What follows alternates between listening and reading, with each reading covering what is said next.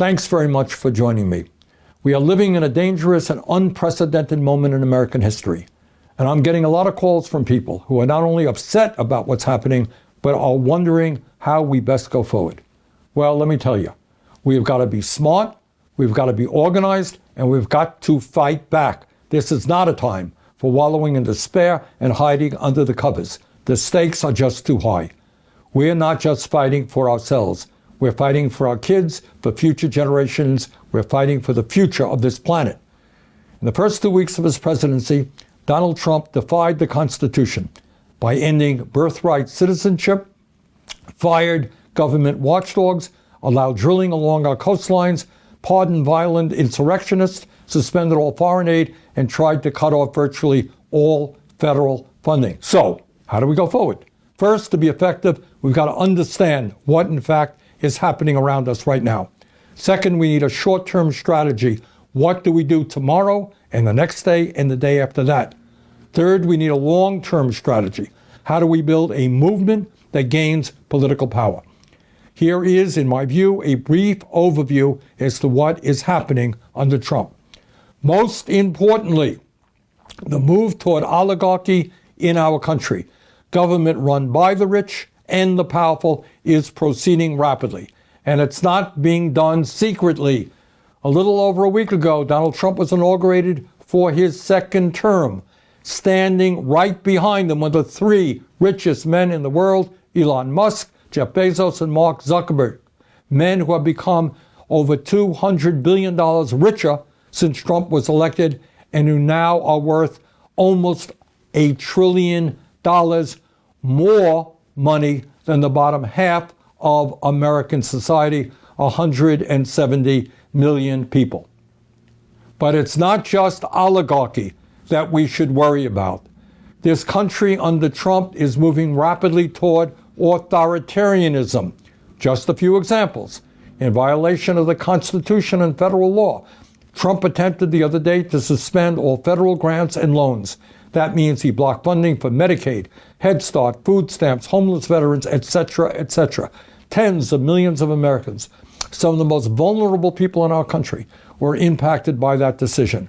Fortunately, Americans all across the country stood up in outrage and said, no, no. And with the help of the courts, much, but not all of that freeze in funding was rescinded.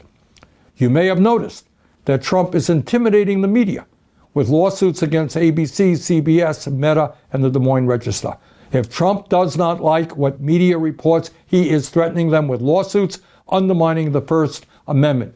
That is a direct movement toward authoritarianism. Now, that's a very broad overview of where we are today. In terms of short-term strategy, we've got to mobilize as strongly as we can against Trump's dangerous proposals. And let me just say this, importantly. Yes, the Republicans control the House and the Senate, but do not forget their majorities are small. In the House, a body of 435 members, they have a 4-vote majority.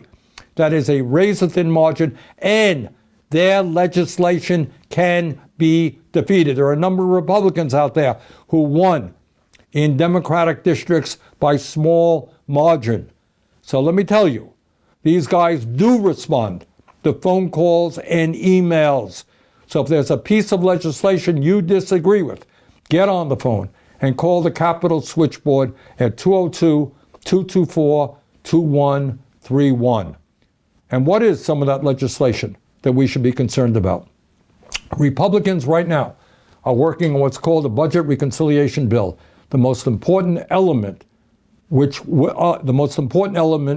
would be a massive tax break for the wealthy, to be paid for by large cuts in Medicaid and other programs that working families and low-income people desperately need. At a time of unprecedented income and wealth inequality, when so many of our people are struggling to put food on the table, we must not savage programs for working families to provide huge tax breaks for billionaires. We must vigorously oppose Trump's efforts at mass deportation. Yes, we must strengthen our borders. Yes, we should deport people who have been convicted of serious crimes. But no, We cannot destroy families who have lived and worked in this country peacefully for decades. Not only is Trump's mass deportation program immoral, it will have a severely negative impact on our economy. As all of you know, we are seeing extreme weather disturbances and devastation in our country and all over the world related to climate change. Think about LA, think about North Carolina. We must vigorously oppose this absurd drill, baby, drill doctrine, which will only make an incredibly dangerous climate situation even worse. And those are just a few of the issues that are coming down the pike. But we cannot just play defense. We have got to be on the offense. Please never forget that the agenda that we are fighting for is widely supported by working families all across this country, and we must continue to fight for that agenda. The American people do not want cuts to Medicaid and the privatization of Medicare. They understand that health care is a human right, not a privilege. We must continue the struggle for Medicare for all so that every American has the health care that he or she needs. That's not a radical idea. That's what Americans want. Federal minimum wage of $7.25 an hour is a starvation wage. We must raise that minimum wage to a living wage, at least $17 an hour. If you work 40 hours a week in America, you should not be living in poverty. All over this country, we have a major housing crisis, and it's not just 800,000 who are homeless. It is millions of working families who are spending 40, 50, 60% of their limited incomes on housing. Instead of spending almost $1 trillion a year on a wasteful and bloated Pentagon budget, we have got to build millions of units of low-income and affordable housing. And when we do that, we put large numbers of people to work at good-paying union jobs. I could go on, but let me conclude by saying this. The United States is the wealthiest nation in the history of the world.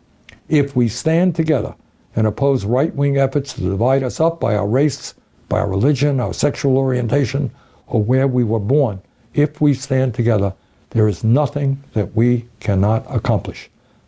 Bottom line, let us go forward and fight for a government and an economy that works for all, not just a few. We simply do not have the luxury of moaning and groaning. We have got to stand up and fight back. We can do it. Let's go forward together. Thank you very much.